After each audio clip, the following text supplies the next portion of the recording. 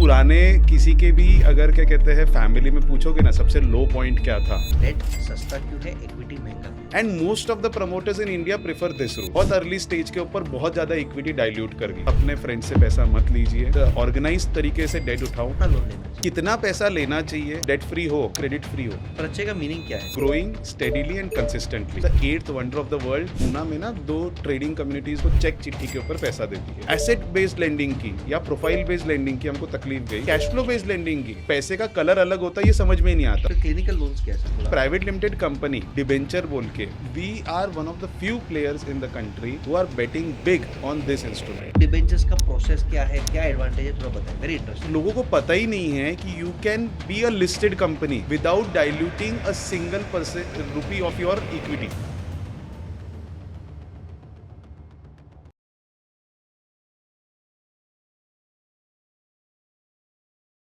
Funding, पैसा, equity raise करना, startup, ये आजकल कूल कल्चर है, एक हसल है।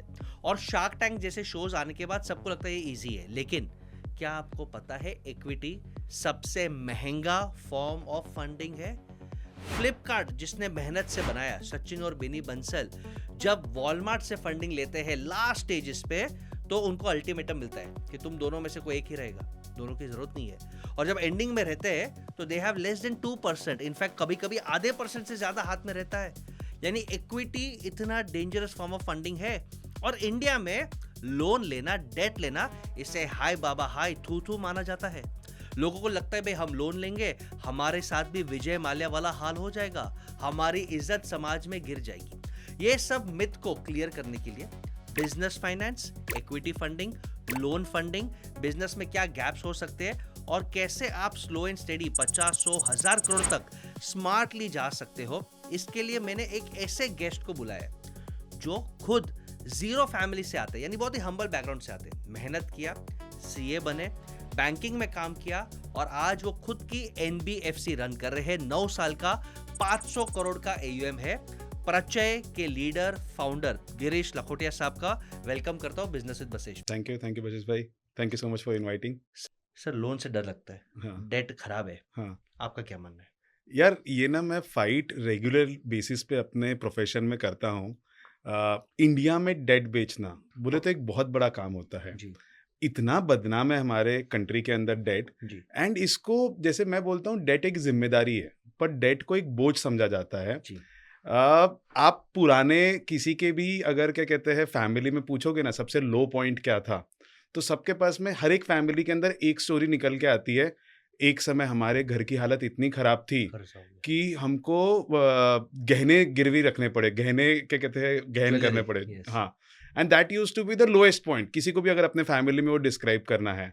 एंड टिपिकली हम लोग इसी मेंटालिटी से जाते हैं जहाँ पर डेट फ्री होना हमारे सोसाइटी में एक स्टेटस सिंबल होता है। जी। और मैं ना फाइनेंस का स्टूडेंट रहा हूँ, मैंने फाइनेंस पढ़ा है, पढ़ाया है।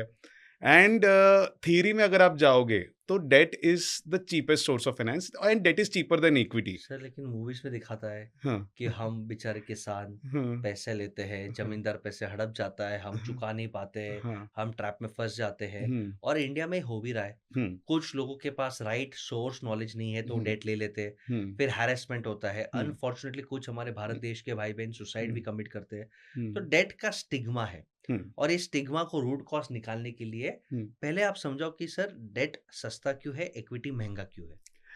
पहले मैंने समझाना कोशिश करता हूँ कि भाई डेट और इक्विटी दोनों में फ़र्क क्या होता है करके। हाँ। तो इक्विटी, जब आप पैसा रेस करते हो इक्विटी के फॉर्मेट में, तो आप ओनरशिप अपनी शेयर करते हो, ओनरशिप के फॉर्मेट में सामने वाले से पैसा लाते हो। एंड क्योंकि सामने वाला ओनर जैसा आता है तो वो रिस्क और रिटर्न दोनों में आपके बिजनेस में पार्टिसिपेट करता है और उसका वेरिएबल रिटर्न रहता है। ठीक है। यानी अगर आपका बिजनेस अच्छा चला तो वो बहुत पैसा बनाएगा, और अगर आपका बिजनेस ठीक नहीं चला तो उसका पैसा डूब भी जाएगा। इसके कंपैरिजन में जब हम डेट के फॉर्मेट में पैसा लेते हैं, तो डेट के फॉर्मेट में सामने वाला आपके बिजनेस में रिस्क नहीं लेता। तो वो बोलता है कि भाई नफा नुकसान तेरा, फिक्स रिटर्न मेरा होना चाहिए। तो वो एक्सपेक्ट करता है कि आपने अगर उससे कुछ पैसा लिया तो आप उसके ऊपर पर्टिकुलर रेट के ऊपर ब्याज वापस करते हो और उसके अगेंस्ट आप कुछ सिक्योरिटी देते हो। वो सिक्योरिटी उसके पास में हाइपोथेकेटेड रहती है, मॉर्गेज रहती है, और उसके अगेंस्ट वो सामने वाला आपको पैसा देता है। बिल्कुल। और अगर आप पैसा वापस देने में फेल हो गए तो वो सिक्योरिटी को फिर वो लिक्विडेट करके अपना पैसा वसूल कर सकता है। श्योर। तो ये डिफरेंस है दोनों में कि डेट में कैसा पैसा रेज करा जाता है और इक्विटी में कैसा पैसा रेज किया जाता बट है। तो इक्विटी तो टेक्निकली ऐसे लोगों को मानना मानना है, हुँ। ये तो सबसे सस्ता है, ब्याज देना नहीं है, हाँ। चले तो चाँद तक, नहीं चले तो ठीक है। देखिए, मैं वही बोल रहा हूँ 2 चीज़ होते हैं। शुरुआत में जब आप पैसा रेज़ करते हैं, अपने को क्या लगता है कि भई पैसा वापस करना नहीं है। इक्विटी का पैसा लिया तो पैसा कभी भी वापस नहीं करना है और उसको रेगुलर बेसिस के ऊपर सर्विसिंग भी नहीं करनी है। हुँ, मतलब डिविडेंड देना कोई कंपल्सरी नहीं नहीं होता है। होता। उसके अगेंस्ट में आपको ऐसा रहता है कि भई मेरे को इंटरेस्ट देना तो कंपल्सरी है एंड एक समय के बाद में पैसा वापस भी देना है। तो आपको लेते वक़्त तो ऐसा लगता है कि यार इक्विटी बहुत अच्छा पैसा है and most of the promoters in India prefer this route. पता है पर जब बिज़नेस अच्छा करता है ना, तो सबसे ज़्यादा चुभता जो आपको ये है, वो ये चुभता है कि आपने बहुत अर्ली स्टेज के ऊपर बहुत ज़्यादा इक्विटी डाइल्यूट कर दी। क्योंकि जब बिज़नेस छोटा रहता है तब तो आपने ओनरशिप डाइल्यूट करने के वक़्त आपको बुरा नहीं लगता है। बट जब बिज़नेस अच्छी स्टेज पे पहुँच जाता है, तो आपको समझ में आता है यार मैंने बहुत जल्दी बहुत ज़्यादा डाइल्यूट कर दिया। एक बिज़नेसमैन समझ लीजिए मेरे को अगर कोई बिज़नेस करना है, तो मेरे को उस बिज़नेस के अंदर कम से कम 5 से 10 साल देने पड़ते हैं, जी, मेहनत करनी पड़ती है। जी, वो बिज़नेस जब सही में अच्छा होके सक्सेसफुल होके बड़ा होता है, तब मेरा ही बिज़नेस के अंदर स्टेक नहीं बचता है। हाँ। तो diluting equity too early I am telling you promoters regret it so much. हम लोग रियलाइज़ नहीं करते तब तो हमको बड़ा ईज़ी पैसा लगता है और बाद में जाके सबसे ज़्यादा उसी में चुभता है। नंबर 1 रिग्रेट हुँ, ऑफ जितने भी top 1000 entrepreneurs in the world है, हुँ, उसमें से एक कॉमन रिग्रेट है हुँ, कि हमने इक्विटी बहुत सस्ते में दे दी। हुँ। जब बहुत हम जल्दी दे कुछ दी। भी नहीं थे, हुँ, तब चने के भाव में हमने हुँ, शादी कर ली यानी हुँ, हिस्सेदारी दे दी। हुँ, और equity is not free sir, हुँ, मैं आपको बोलता हूँ डायरेक्टली इनडायरेक्टली वो 24% आरओआई बेयर मिनिमम माँगते ही है। हुँ, सेकंड, इक्विटी लेने के बाद आपके ऊपर प्रेशर किया जाता है। I am a part of lot of boards, हुँ, वी इन्वेस्ट। अगर आप परफॉर्म नहीं करते हो तो आपको बोला जाता है भाई तू भले 70% का है, घर पे बैठ, हुँ, तुझे तेरा वैल्यूएशन मिल जाएगा, तुझे तेरा डिविडेंड मिल जाएगा, let CEOs run the company. अगर आप आईपीओ भी निकालते हो, मिनिमम 26-27% आपको बाहर निकालना पड़ता है। उसके बाद माइनॉरिटी बोर्ड आता है, वो आपको हर 3 महीने में हिसाब माँगते हैं। क्या हुआ सेल्स, क्या हुआ प्रॉफिट? तो इक्विटी के बाद भी प्रेशर है और अल्टीमेटली इक्विटी वाले को एग्ज़िट देना है। आईपीओ के बाद तो ठीक है, स्टॉक मार्केट है, बट उसके पहले अगर मैं आपके कंपनी में 1 करोड़ भी लगा रहा हूँ, मेरा एक ही एम है कि 2 साल में मैं कैसे से मिनिमम डबल करके बाहर निकलूँ। 3 साल में या 4 साल में कैसे ट्रिपल करके मैं बाहर निकलूँ। इक्विटी दुनिया बहुत छोटी है। अगर आप अच्छे हो तो आपको मिल जाता है, बट अगर आपने एक बार वहाँ पे भी कमिटमेंट पूरी नहीं की, तो दूसरी बार भी फंड रेज़िंग नहीं मिलता है। तो I completely agree, equity indirectly आप समझ चलो 24 से 27% कॉस्ट ऑफ फंडिंग है और आज जब अनसर्टेन है तब आप दे रहे हो, तो मेरे हिसाब से इक्विटी भी अच्छा है बट डेट भी अच्छा फॉर्म है। अगर फॉर एग्ज़ाम्पल आपको डेट 6%, 8%, 12%, 18% तक भी मिलता है और आपके पास उतने मार्जिन्स है, उतनी प्रॉफिटेबिलिटी है, उतना कैश फ्लो है, आपको डेट ही लेना चाहिए। मैंने यस, इसको कॉन्सेप्ट में समझाता हूँ प्लीज़। कि जैसे समझ लीजिए आप जो बिज़नेस में पैसा लगा रहे हैं, हाँ जी, तो कोई भी पैसा इक्विटी या डेट के फॉर्मेट में आप जो भी पैसा लगाते हैं, उसके ऊपर आप कितना कमाते हैं ओवरऑल फंड्स के ऊपर, उसको बोला जाता है रिटर्न ऑन कैपिटल एम्प्लॉयड। बराबर है। यानी आपने जो धंधे में पैसा लगाया, हाँ, उसके ऊपर आप कितने टके से कमा रहे हो। बिल्कुल। समझ लीजिए आपके बिज़नेस में आपने जो पैसा लगाया, उसके अंदर आप 25% से पैसा कमा रहे हो, नेट रिटर्न। अगर आप डेट लेते हो, समझ लो वो 12% का लेते हो, ठीक है? तो आपको जो डिफरेंशियल है, वो पॉकेट में रखने मिलता है।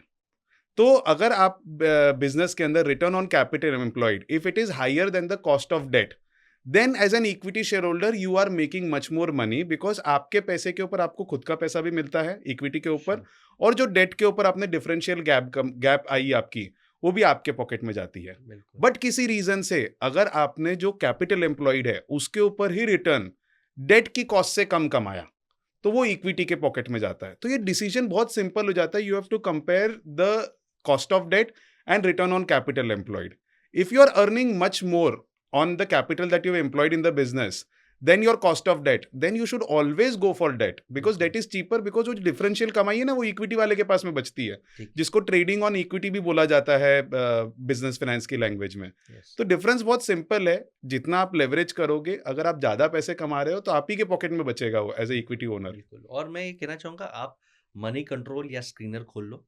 कोई भी लिस्टेड कंपनी का आरओसीई, आरओआई भी होता है, ROC return on capital employed, capital का मतलब इक्विटी डेट दोनों, हुँ, उसके सामने मोटा-मोटी आप देखोगे कि लार्ज स्केल कंपनीज जो है, जो 10,000 करोड़ या उससे ज़्यादा की मार्केट कैप पे है, वो आरओसी आपको 16, 17, 18% देंगे। मिड कैप कंपनीज जो है वो आपको 24, 25, 26% ही देंगे। मेरा मानना है, जो मैंने रिसर्च किया है, कि उसमें आप एक रिस्क स्प्रेड रख लो मिनिमम 6% का। अगर आप 18% रिटर्न जनरेट कर सकते हो और 6% स्प्रेड आप माइनस कर लो, तो 12% में फंड्स आँख बंद करके उठा लो। 12% में पैसा लेके 18% में आप 18% जनरेट कर रहे हो, 12% कॉस्ट कर रहे हो, 6% मलाई आपको मिल रहा है। और वो 6% स्प्रेड इसके रख रहा है कि इमरजेंसी में कभी कुछ 19-20 हो गया। अगर आप 25-30% आरओसी जनरेट कर सकते हो, जो मेजरली स्मॉल कंपनीज़ करते हैं, और आप 18% में भी रेज़ कर रहे हो, तो you have a 12% spread. You are creating value without diluting equity, without diluting partnership. इसमें एक कैच है, मैं थोड़ा हुँ, टेक्निकल हुँ, जाऊँगा। लोन लेना चाहिए या लोन नहीं लेना चाहिए, क्योंकि इंडियन माइंडसेट में भी हुँ, कर्जा मत ले, हुँ, और दोस्तों से कर्जा ले ले, हाँ। बैंक से बिल्कुल मत ले, और एनबीएफसी से तो बिल्कुल मत ले। सही लोगों बात। का माइंडसेट है बैंक से लेगा तो तेरा घर लेके जाएगा। हाँ, भाई आपकी कमिटमेंट से, हाँ, ऐसा नहीं कि बैंक अलाउ नहीं करता, बैंक रिस्ट्रक्चर करता है, हाँ। मुद्दत देता है, बट आपकी कमिटमेंट है। दोस्तों से पैसा ले लो, फिर प्रेमानंद महाराज के पास जाओ कि पैसा नहीं मिलता, प्रेमानंद महाराज बोलते हैं कि बेटा तेरा कर्मा है, छोड़ दे अगले जन्म में। बैंक अगला जन्म नहीं मानता, बैंक बोलता है यही जन्म में मैं वसूल करूंगा। जोक्स अपार्ट, आई थिंक ये जो माइंडसेट है ना कि हाँ, लोन्स अच्छे या बुरे, हाँ, can you tell some advantages कि लोन्स के फायदा क्या है? एक एडवांटेज आपने बोला, हाँ, you can create more value. हुँ, अगर ROC is much much greater than cost of debt, हाँ, तो आप इक्विटी के लिए वैल्यू बना रहे हो। हुँ, कॉमन सेंस है, 6% में हुँ, लेके हुँ, 18% में बेचा, हुँ, 12% का मलाई स्प्रेड आपने वैल्यू जनरेट किया हुँ, इक्विटी होल्डर्स के लिए। हुँ। इसके अलावा और कोई एडवांटेज है डेट का? नहीं देखिए कैसा है सबसे पहला ना मैं सजेस्ट करूँगा कि अगर आप डेट में जा रहे हैं, तो डेट आपको ऑटोमैटिकली फाइनेंशियल डिसिप्लिन सिखाता है। बिल्कुल। एक तरीका है जैसे आप डेट अगर बोरो करते हैं, बैंक में आपने फाइनेंशियल प्रोजेक्शन सबमिट किए या प्रपोज़ल सबमिट किया, जी। तो आपको उसके पहले ना अपने कंपनी के फाइनेंशियल प्रोजेक्शंस बनाने पड़ते हैं। एक डिसिप्लिन फ़ॉलो करना पड़ता है कि पैसा आएगा, पैसा जी। जाएगा करके।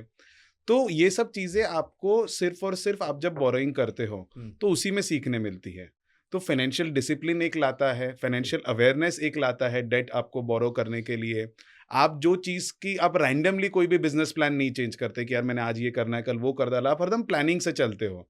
तो ये सब चीज़ें आती है, आपको बाकी सब चीज़ें छोड़िए, मैं आपको एकदम प्रैक्टिकल एग्ज़ाम्पल बताता हूँ कि एक मेरे क्लाइंट थे, उन्होंने बैंक बोरोइंग की एंड बैंक बोरोइंग करने की वजह से क्योंकि उन्होंने सीसी फैसिलिटी उठाई थी, तो उसके वजह से उनको बैंक ने फ़ोर्स किया कि यार आपने इंश्योरेंस करना चाहिए हम्म, और बाद में उनके गोडाउन में आग लग गई।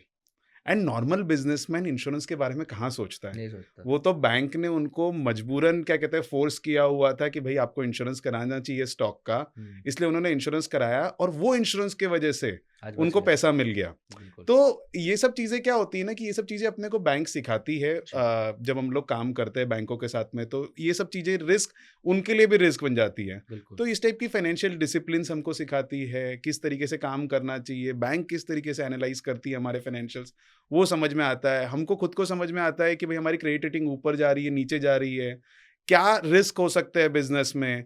एक बैंक के साथ में आप इंटरैक्शन करोगे ना, तो उसमें ही एज़ अ प्रमोटर आपको बहुत सारी चीज़ें अपने बिज़नेस के बारे में समझ में आ जाएगी, जो अगर आप ठीक से सुनो और उनकी रिस्क को समझने की कोशिश करो, तो आप सुधार कर सकते हो कि यार हम्म, मेरे बिज़नेस को देख के ये लेंडर को क्या-क्या रिस्क लग रही है। हम्म, तो अब सीखने वाली बात है, तो ये सब चीज़ें आपको तब आती है जब आप कोशिश करते हो बोरो करने का थ्रू रेगुलेटेड मीन्स। एंड मैं तो हाइली सजेस्ट करूँगा कि प्लीज़ अपने फ्रेंड से पैसा मत लीजिए। ना दोस्ती रहती है, ना पैसा रहता है। मतलब बिल्कुल। मैं सबको ये सजेस्ट करता हूँ एंड क्या है कि अगर आप बिज़नेस करने उतरे ही हैं, तो आपने कोशिश करनी चाहिए कि यार मैं थोड़ा ऑर्गेनाइज़्ड बनूँ। बिल्कुल। There are lot of ways in which you can diversify your liability franchisee also. बिल्कुल। आज बैंकों से लोन लिया जा सकता है, आज बॉन्ड्स के फॉर्मेट में अनलिस्टेड है, लिस्टेड है, बहुत सारे तरीके से पैसा लिया जा सकता है। बिल्कुल। बट आपने कोशिश करनी चाहिए कि यार मैं एक तो थोड़ा-सा ऑर्गेनाइज़्ड तरीके से डेट उठाऊँ, उतनी ही कमिटमेंट करूँ, जितनी मैं निभा सकता हूँ एंड फिर एक बार कमिटमेंट कर ली तो उसको पूरा करने की कोशिश करो। तो आप जब इस तरीके से ग्रो करते हो ना, तो एज़ अ एंटरप्रेन्योर भी आपको बहुत सारे छोटे-छोटे लेसन सीखने मिलते हैं। बिल्कुल, बिल्कुल, लोन्स लेने चाहिए, बिल्कुल लेने चाहिए। लोन्स के मैं 5 एडवांटेजेस मेरे एनालिसिस हुँ, बताता हूँ। सबसे पहले जैसे गिरीश भाई ने कहा, financial discipline, paper work, documentation, inventory क्या है, सिस्टम से। सेकंड सर प्रेशर अच्छा है, हम्म, पॉजिटिव प्रेशर थोड़ा अच्छा है प्रेशर कि हर महीना ये ईएमआई जमा करना है। हम्म, टीम के ऊपर एक पॉजिटिव प्रेशर आता है कि भाई कलेक्शन करो, धंधा करो, हम्म, पॉजिटिव प्रेशर अच्छा है। थर्ड, लोन का सबसे बड़ा एडवांटेज मालूम है, आपका टैक्स कम करता है सर। टैक्स बेनिफिट है। बिकॉज आप इंटरेस्ट जो पे करते हो वो हम्म, टैक्सेबल इनकम को कम करता है। समझो हम्म, आपने 1 करोड़ का लोन लिया और आपने उस पर 12 लाख ब्याज भरा और 20 लाख प्रिंसिपल भरा, हम्म, 32 लाख ईएमआई भरा। 12 लाख ब्याज से आपका टैक्सेबल इनकम कम हो गया, हम्म, जिसके कारण अज्यूम करो आप 30% स्लैब में हो, तो 3.6 लाख आपका टैक्स सेविंग्स हो गया। एब्सोल्युटली। इक्विटी में ये नहीं होता, राइट? तो टैक्सेबल इनकम है। फोर्थ, लोन लेने से आरओआई बढ़ता है। कॉमन सेंस है, खुद के पैसे से धंधा मत करो, बाहर के पैसे से करो। एक कंपनी है जो 20 लाख खुद का लगाता है और वो जनरेट करता है 10 लाख का प्रॉफिट। इसका आरओआई आपको आया, रिटर्न ऑन इक्विटी आपको आया 50%। बट वही कंपनी जो 10 लाख लोन लेता है, 10 लाख इक्विटी लेता है, फॉर एग्जाम्पल लोन का ब्याज 1 लाख भी अगर निकालता है, तो ये कंपनी ने 19 लाख रुपीज प्रॉफिट कमाया, which is I mean 10 lakh के बदले 9 लाख प्रॉफिट कमाया। तो 90% उसने आरओआई जनरेट किया। तो लोन से आरओआई बढ़ता है।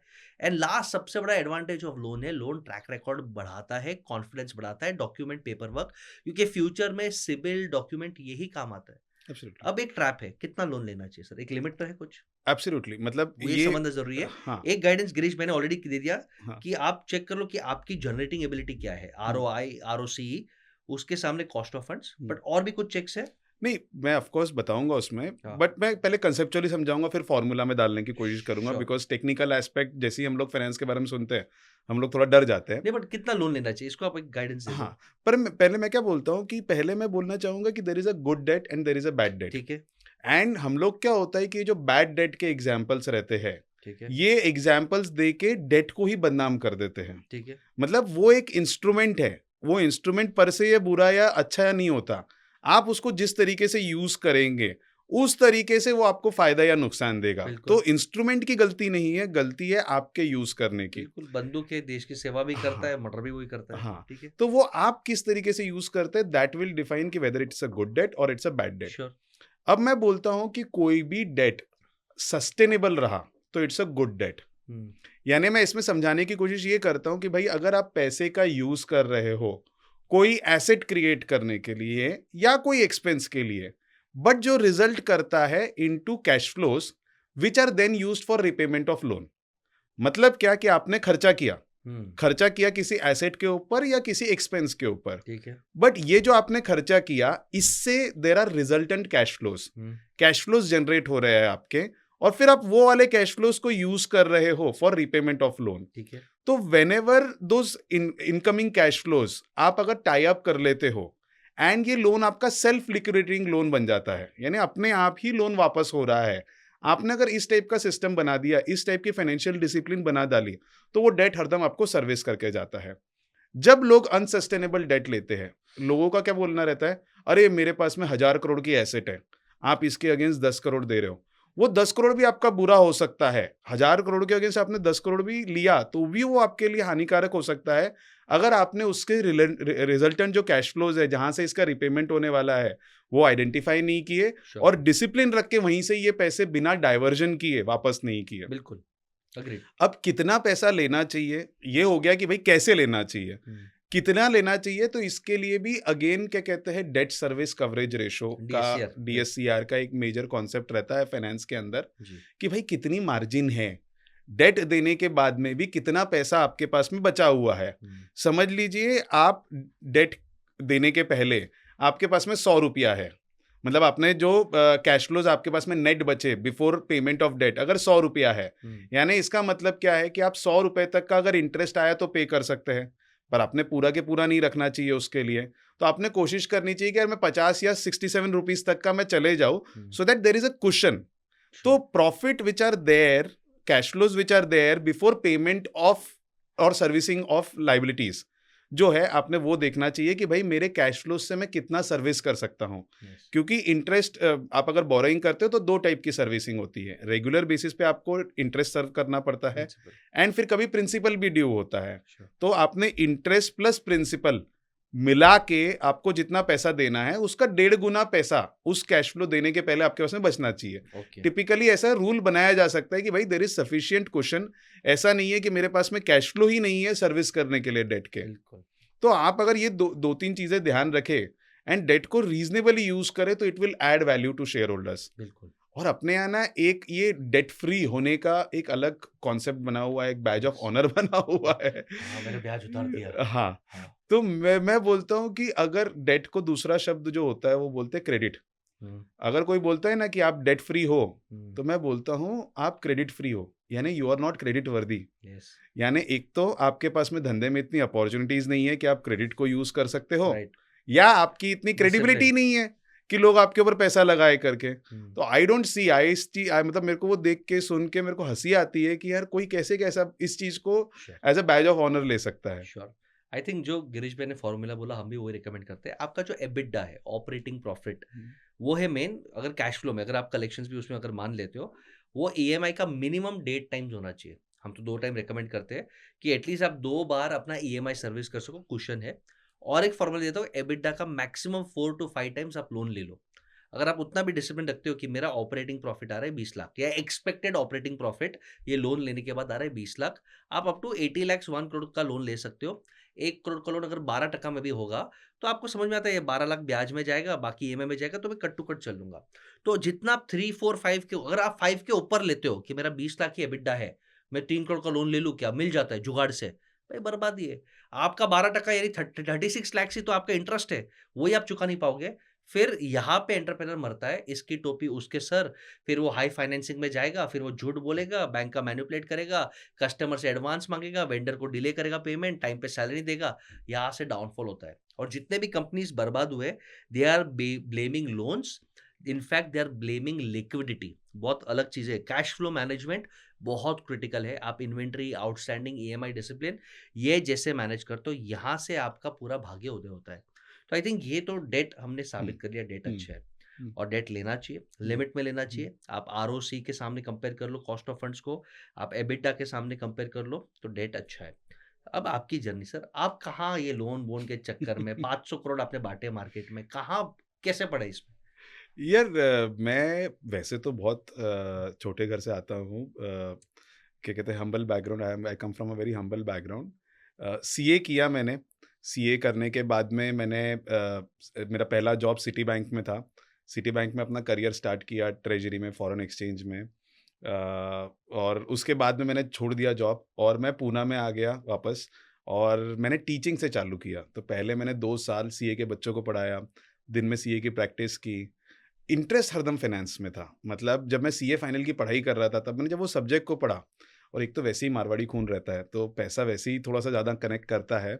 एंड मैंने देखा कि ये सब्जेक्ट जो है, इसकी जो प्रेजेंस है पूरे दुनिया में सबसे ज़्यादा है। मतलब आप हुँ, हर जगह देख सकते हो कि कोई भी आप गुड्स या सर्विस दे रहे हो, तो उसके अगेंस्ट आप पैसा ले रहे हो। ठीक है, तो मेरे को ऐसा लगा कि ओमनी प्रेजेंट है ये सब्जेक्ट, और इसकी एप्लीकेबिलिटी सबसे ज़्यादा है, और आप रियल वर्ल्ड में इसको घूमते-फिरते देख सकते हो। ठीक है। तो मेरे को बहुत इंटरेस्ट जागा इस फील्ड के अंदर। फिर मैंने डिसाइड किया कि कुछ काम तो फाइनेंस में ही करना है, अपने को करियर तो फाइनेंस में ही बनाना है। तो फिर पहले एडवाइज़री से शुरू किया, जहाँ पर हम लोग बैंक, फाइनेंशियल इंस्टीट्यूशन से लोन करवा के देते थे। काफ़ी काम किया उसमें, और उसमें कोशिश यही की कि अगेन बिज़नेसमैन को थोड़ा समझाया जाए कि कैसे क्या आपने ऑर्गेनाइज़्ड डेट लेना चाहिए। बिकॉज़ आप over a period of time अच्छे से डेट लेते हो, सर्विस करते हो, क्रेडिट रेटिंग इम्प्रूव करते हो, कॉस्ट ऑफ फंड्स कम करते हो, आपकी क्रेडिबिलिटी ट्रैक रिकॉर्ड तैयार होती है, तो आपके पास में अनलिमिटेड एक्सेस आ जाता है इंस्टीट्यूशनल मनी का। एंड देन आप बिज़नेस ग्रो कर सकते हो। अगर किसी ने सही तरीके से बिज़नेस में यूज़ किया इसको, तो आपके पास में सक्सेस स्टोरीज़ बहुत सारी मिलती है। थोड़ा समझाना पड़ता है, कहीं पे हाथ पकड़ना पड़ता है प्रमोटर का, उसको कहीं पे थोड़ा बताना पड़ता है कि इस तरीके से ही कर सकते हैं, ये नहीं कर सकते हैं। बहुत सक्सेसफुल हुए वहाँ पे, काम मिलता रह गया, थोड़ा बहुत पैसा इकट्ठा हो गया, तो पैसे को कहाँ लगाना, तो आता तो फाइनेंस ही है, तो एनबीएफसी खोल दी तो ये एनबीएफसी 2017। 2017 में खोला 2017 और में इसका प्रचय नाम कैपिटल। प्रचय। प्रचय कैपिटल। ये प्रचय का मीनिंग क्या है सर? प्रचय ना, इसका मतलब है growing steadily and consistently. Sanskrit से। संस्कृत शब्द है, तो जी, जिसका मतलब होता है कि भाई एक ग्रोइंग कंसिस्टेंटली एंड स्टेडीली। ठीक है। तो मेरा इंटरप्रिटेशन है कि अगर कंपाउंडिंग वर्ड का हुँ, कोई संस्कृत शब्द होता, हाँ, तो वो प्रचय होता। ठीक है। एंड जो भी फाइनेंस जानता है, वो जानता है कि the eighth wonder of the world is इस कंपाउंडिंग। कंपाउंडिंग, ठीक है। जिसने इस कॉन्सेप्ट को समझ लिया, उसने लाइफ में पैसा बना लिया। बिल्कुल, एंड सिर्फ पैसे पे ही ये कॉन्सेप्ट रिस्ट्रिक्ट नहीं करता। मेरे को लगता है इसकी एप्लीकेबिलिटी हर एक एस्पेक्ट में होती है लाइफ की। श्योर, मैं तो नॉलेज के लिए बोलता हूँ, बिल्कुल, नॉलेज में भी कंपाउंडिंग होती है। बिल्कुल, आप अगर सेम फील्ड का नॉलेज एक लॉन्ग पीरियड के लिए अक्वायर करते रहोगे तो it keeps on building on your knowledge also. Relationship, आप रिलेशनशिप। रोज पेरेंट्स को, वाइफ को टाइम हाँ, दीजिए, क्वालिटी टाइम, हाँ, प्यार बढ़ेगा। हाँ, spirituality, yes, fitness, yes, compounding है। और हाँ, मैं हमेशा कहता हूँ कि प्रचय नहीं है, हुँ, आपने डिसिप्लिन नहीं रखा तो हुँ। प्रलय है, तो डिस्ट्रक्शन है। तो एब्सोल्युटली, आइदर यू फ्लरिश और यू वैनिश। यस, और आई थिंक ये बहुत सुंदर नाम आपने चुना। हाँ, प्रचय के सर कुछ केस स्टडीज दीजिए। हाँ, और फिर हम आगे जाएंगे कि how can people take debt also. हाँ, डेट का पब्लिक मार्केट भी है, तो हुँ, वो सब हम हुँ, कवर करेंगे। हुँ, बट एक दो केस स्टडीज दीजिए कि आपने जब स्टार्ट किया तो हुँ, किसी को आपने 10 लाख 50 लाख हुँ, दिया रहेगा। हुँ, हुँ, हाउ डिड दे ट्रांसफॉर्म, उसमें हुँ, डिसिप्लिन क्या था? एक हुँ। दो फेलियर स्टोरीज भी दीजिए आप। हाँ, नहीं मैं एक सक्सेस स्टोरी देता हूँ। हाँ प्लीज। इनिशियल पीरियड के अंदर एक मेरे one of my first clients, हाँ। उनका ऐसा था कि भाई लोकल बिज़नेस में अच्छा खासा नाम था। तो पुणे बेस्ड। पुणे बेस्ड। ठीक है। तो उन्होंने मार्केट से पैसा उठाया हुआ था। पूना में ना 2 ट्रेडिंग कम्युनिटीज़ 2 जगह पे काफ़ी बेस्ड है, जैसे कि मार्केट यार्ड और टिम्बर मार्केट बोलते हैं। ओके। तो यहाँ पे लोकल कम्युनिटीज़ जो रहती है ये आपको चेक चिट्ठी के ऊपर पैसा देती है। हाँ हाँ। ठीक है? तो चिट एक फंड टाइप एक होता है, हाँ। नहीं, चेक चिट फंड नहीं, एक पेपर रहता है जिसको डिमांड प्रॉमिसरी नोट बोलते हैं, उसके ऊपर एक हाँ। स्टैम्प पेपर रहता है, आप साइन कर दो, और एक पोस्ट डेटेड चेक। वाह। तो इसके बेसिस के ऊपर बहुत पैसा लगता है बिज़नेस के अंदर लोकल कम्युनिटी में, जहाँ पर हमारी बैंक्स काम नहीं आती है ना, तो वहाँ पर इस इनफॉर्मल तरीके से पैसा जाता है। एक खाली इंटर हमारी हाँ, कच्ची कम्युनिटी में भी यही चलता था। हाँ, अब तो जवान पे मिलता था। हाँ, अब था। बहुत दुनिया चेंज हो गई। डिमोनेटाइजेशन के बाद में काफ़ी चेंज हो गया ये वाला पीरियड, हाँ। और अभी इतना भरोसा नहीं रहा है। तो इस मॉडल से उन्होंने काफ़ी सारा पैसा उठाया हुआ था बिज़नेस के अंदर, एंड थोड़ा हाई कॉस्ट था, अराउंड 18% के ऊपर की कॉस्टिंग वाला पैसा डेढ़ था। तक का, हाँ। हाँ, तो जब मैंने उनको एडवाइस करना चालू किया, मैंने बोला, "आप बस थोड़ा-सा ऑर्गनाइज़्ड होके बिज़नेस करिए। आई एम अश्योरिंग यू कि आपको मैं बहुत सस्ता पैसा और अनलिमिटेड पैसा, आपको इंस्टीट्यूशनल मनी मिल जाएगा।" आज बैंकें भी एक अच्छा कस्टमर ढूँढती है। ढूंढ रही है। उनको क्या चाहिए रहता है? बेसिक थोड़ा-सा ऑर्गनाइज़्ड रहे, फाइनेंशियल डिसिप्लिन सेफ्टी। फॉलो करे, फाइनेंशियल ट्रैक रिकॉर्ड बनाए, एंड तब उनके पास में बैंक लोन एक भी रुपया नहीं था, और मार्केट का 50 रुपए लिया हुआ था, 50 कितना? क्रॉर्स। वाह। हाँ, 50 क्रॉर्स के पास में मार्केट से लिया हुआ था। एंड बिल्डर आई थे? बिल्डर थे? एंड आई प्रॉमिस्ड हिम कि भाई आप, if you work in a very financial discipline manner, I will ensure you, you will get very reasonable money and unlimited money pool you can create if you go in a reasonable manner. ठीक है। तो हमने पहले उनको एक bank से पैसा दिलवाया, फिर धीरे-धीरे over a period of time उनकी क्रेडिट रेटिंग हम लोग इम्प्रूव करते गए, ट्रिपल बी माइनस में लेके गए, तो ओके। हमने सिंगल डिजिट में उनको पैसा दिलाना शुरू कर डाला। 10% से लेस? यस, 9%, 9.5? यस। तो जब आप ऑर्गेनाइज्ड वे में काम करते हो, आप समझते हो कि यार मेरे को थोड़ा बहुत प्रॉफिट भी दिखाना होता है, बिकॉज़ हमारे यहाँ पे श्योर, सीएस क्या श्योर। करते हैं ना, प्रॉफिट नहीं टैक्स बचाने के लिए पहले बोलते हैं दिखाते, प्रॉफिट मत नहीं दिखाओ। दिखाते ऐसे। तो आपकी बैलेंस शीट इतनी खराब बन जाती है over a period of time कि ना आपको ढंग की रेटिंग मिलती है, और बैंकें आपकी बैलेंस शीट देखती है तो बोलती है कि ना यार लोन, ना रेटिंग, ना इक्विटी फंडिंग, कुछ नहीं मिलेगा। कुछ नहीं मिलता है। और ये जो इंटरेस्ट है बैंक का, हुँ, वो इंटरेस्ट आप एक्सपेंस डिडक्ट कर सकते हो, यस, टैक्स सेविंग कर सकते हो। यस। वाओ! तो over a period of time फिर देन कितना आज टाइम लगा ये क्लीनिंग करने को? 2 साल?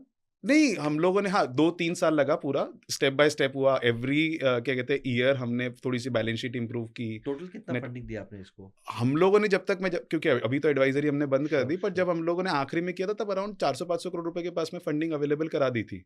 And everything was low cost sustainable debt, मतलब मेरा वाओ! हरदम ऐसा रहता है कि भाई low cost and long term sustainable debt रहना चाहिए। मुझे आपका बहुत अच्छा लगा जो आपने बोला कि never do asset backed finance. Yes, asset backed finance में आप मरोगे। यस। अगर working working capital back finance हुँ, है तो एक बार समझ में आता है कि सर हुँ, इतना इन्वेंटरी, इतना उधारी है, हुँ, उसके सामने दे दो। यस। बट मेरा ये फैक्ट्री है, मेरा ये लैंड है, तो वो कोलैटरल है। But try to do cash flow backed finance कि एब्सोल्युटली। मैं कितना सेल्स कलेक्शन जनरेट कर सकता हूँ, कितना रोटेट कर सकता हूँ। आई थिंक ये हाँ। बहुत पावरफुल हम इंसाइट है। लोग जो एनबीएफसी में भी फंडिंग करते हैं ना, कभी कोई आता है और बोलता है, देखो मैं आपके पास में ना 200 करोड़ की प्रॉपर्टी दे रहा हूँ, हम्म। मेरे को आप 20 करोड़ दे दो। हाँ। मैं बोलता हूँ, मैं तेरे को 2 रुपया नहीं दूंगा। 20 करोड़ जनरेट कैसे करेगा तू? वो दिखा। मेरे को ऐसा है कि भाई अगले 2-3 साल में आने वाला तेरे पास में कहाँ से पैसा है, मैं डिस्काउंट करके आज तेरे को पैसा दे सकता हूँ, हाँ। Because that is our way of saying कि यार सस्टेनेबल डेट है। परफेक्ट। तो एसेट बैक लेंडिंग में नहीं जाना चाहिए, हमने ये देखना चाहिए, उससे ये क्वेश्चन पूछना कैश चाहिए, फ्लो या फिर हमने अपने आप से ये क्वेश्चन पूछना चाहिए, पैसा कहाँ से आने वाला है, कैश फ्लो रिपेमेंट के लिए पैसा कहाँ से आने वाला है। बहुत सुंदर। तो वो हम लोग जब करते हैं तो हम लोगों ने देखा है कि भाई हमको जो फेलियर रेट्स रहे हैं वो बहुत कम रहे, and this is an experience which we have got. जब भी हमने एसेट बेस्ड लेंडिंग की या प्रोफाइल बेस्ड लेंडिंग की, हमको तकलीफ गई, और जहां पर भी हमने कैश फ्लो बेस्ड लेंडिंग की, हम लोग को तकलीफ नहीं गई। एंड हम लोग एक चीज़ और अलग करते हैं जो कि मैं पूरी बैंकिंग को समझाता हूँ कि टीडीएस मॉडल लाना चाहिए इसके अंदर। हम लोग क्या करते हैं कि सामने वाले का एस्क्रो कराते हैं कैश फ्लो, और उसका आता हुआ पैसा जैसे ही उसके पॉकेट में जाता है ना, वैसे ही कुछ पैसा हमारे डेट रिपेमेंट की तरफ चले जाता है। परफेक्ट। तो सामने वाले को टेंशन ही नहीं लेनी पड़ती हमारा पैसा वापस करने की। जैसे ही उसके अकाउंट में पैसा आया, कुछ लोन ऑटोमेटिकली कम हो गया। मैं मतलब इंडियन बैंक्स को भी बोलता हूँ कि यार जब भी आप लंबा पैसा देते हो, क्योंकि क्या होता है ना, जब पैसा आता है और आपने तब नहीं लिया तो प्रमोटर को वो पैसा चुभता है, कहाँ लगाओ, यहाँ लगाओ, वहाँ लगाओ, और फिर जिस दिन ड्यू डेट आती है उस दिन उसके अकाउंट में पैसा रहता नहीं है। तो हमने फिर क्या किया, एस्क्रो बेस्ड पैसा वापस भी लेना चालू कर डाला, and that has also worked very nicely for us. तो टीवीएस का फुल फॉर्म क्या है? आपने बोला टीवीएस मॉडल। नहीं, टीडीएस, टीडीएस, ओके। जैसे गवर्नमेंट ने किया ना ये Tax-deducted tax source। Deducted source, वैसे कैश फ्लो अरे डिडक्टेड एट सोर्स। अरे सामने बढ़िया। वाले के जेब में ही पैसा नहीं जाए ये आई उसके थिंक ये एक अलग टॉपिक। हर एक एंटरप्रेन्योर के पास 3 बैंक अकाउंट होने ही चाहिए, तो वो सुखी रहेगा। जैसे पैसे आते हैं ना, आप 10, 15, 20% अलग बैंक अकाउंट में डाल दो, जहाँ पे आपका जीएसटी टीडीएस हो जाएगा, यस और 5% थर्ड बैंक अकाउंट में डाल दो, जिसका एक्सेस डिजिटल भी ना हो, फ्रॉड भी ना हो, वो आपका लिक्विडिटी सेविंग्स बूस्टर हो। यस आप ये कर दो, देखो इतने एंटरप्रेन्योर्स मेरा ये एडवाइस फॉलो करके सुखी हो गए। क्योंकि क्या होता है, जैसे 100 रुपया आता है, उड़ जाता है, फिर 7 तारीख को टीडीएस किधर लाए, अरे जीएसटी 20 तारीख को कहाँ पे लाए। हाँ। बट 20% आप अलग अकाउंट में डाल दो as per TDS GST rate, और 3-4% आप अलग अकाउंट में डाल दो। वो अकाउंट में आप नेट बैंकिंग भी बंद कर दो, तो आपको दिखे ही नहीं, वो आपकी इमरजेंसी पूंजी है। Cash flow based management of your business is Very very super, important, बहुत बिकॉज कैसे सुंदर होता है ना, ये से। कैश फ्लो डिसिप्लिन जो रहती है ना, जी। ये हमको गलत काम करने से, क्योंकि क्या होता है टिपिकली मैंने जो समझा है ना, एक मिड साइज बिजनेस, हाँ। वो बेचारे बिजनेसमैन को ना पैसे का कलर अलग होता है, ये समझ में नहीं आता। कई बार हमने, मैं आपको बताता हूँ, आपको प्रॉब्लम वाला या वो केस स्टडी पूछेंगे कि दूसरा एक फेलियर वाला केस स्टडी। हाँ। टिपिकली मैंने देखा है कि 90% बिजनेसेस जो हमारे पास में प्रॉब्लम लेके आते हैं, हाँ। वो एक फाइनेंस का बेसिक जो रूल रहता है वो रूल नहीं फॉलो करते हैं, जो कि है कि भाई short term money should never be used for long term investment. जो मैं आपको बोल रहा था ना कि एक बिजनेसमैन को पैसे का कलर अलग होता है, ये समझ में नहीं आता। उसको लगता है कि सीसी अकाउंट में पैसा पड़ा है तो वो भी पैसा है, और बैंक अकाउंट में और टर्म लोन से आया हुआ पैसा वो भी पैसा है। बट रूल्स ऑफ फिजिक्स के जैसा होता है कि आपने अगर ये रूल फॉलो नहीं किया तो पक्का है कि यही इफेक्ट होएगा। तो आपने अगर बिजनेस में short term money if you have used for long term investment, मतलब कि क्या कि आपने सीसी अकाउंट में से पैसा निकाला और उससे मशीन खरीद ली, सीसी अकाउंट में से पैसा निकाला और उससे आपने लैंड खरीद ली, आप लिख के चलिए कि आगे चल के आपके साथ में प्रॉब्लम होने ही वाली है। ड्यूरेशन रिस्क, टेक्निकल टर्म इसको ड्यूरेशन रिस्क बोलते हैं। यस, एसेट का ड्यूरेशन क्या है, लायबिलिटी का ड्यूरेशन क्या है। बेयर स्टर्न्स मरा, लीमन ब्रदर्स मरा, I was there on Wall Street, ये ड्यूरेशन रिस्क के कारण मरे। तो आपने ये और एक भी बोला, कैश फ्लो टाइमिंग भी देख लो। हाँ। जो शॉर्ट टर्म लोन है वो शॉर्ट टर्म है, जो लॉन्ग टर्म लोन है उसके लिए आप अलग से फंडिंग रखो, कंपनी का गला मत घोटो।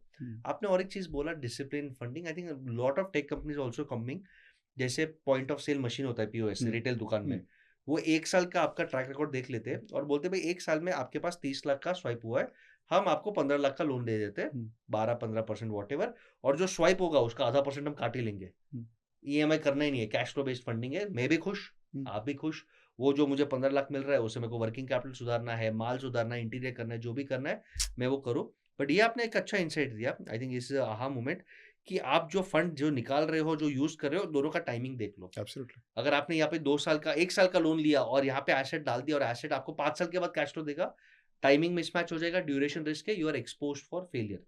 Guaranteed failure. मतलब मैं आपको बोल रहा हूँ कि मैंने देखा हुआ है कि ये अदरवाइज वर्क ही नहीं करता, ये होता ही होता है। अच्छा, होता ही है। हाँ। अच्छा, ये short recipe for failure. Short failure है। तो इसीलिए पैसा जो आप उठाते हो वो आपका छोटे समय के लिए और ज्यादा रिटर्न जनरेटिंग एसेट में लगना चाहिए। ठीक है। मतलब लाइबिलिटीज आपकी जब आप इन्वेस्ट करते हो एसेट्स में, they should be shorter duration than the liabilities and higher generating. ठीक है। अब एक छोटा सा एग्जांपल लेते हैं। लेट्स अज्यूम मैं एक रिटेलर हूँ, मेरे 2 दुकान है, मेरे को अब एक्सपांड भी करना है।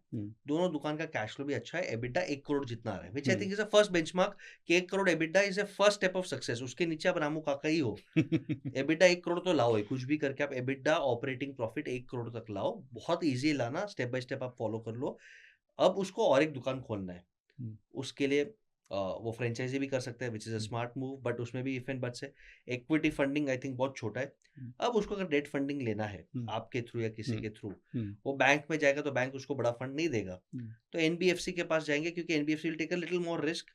थोड़ा स्प्रेड भी ज़्यादा मिलेगा, रिस्क रिवॉर्ड है। तो वो डेट लेके कैसे ग्रो करेगा?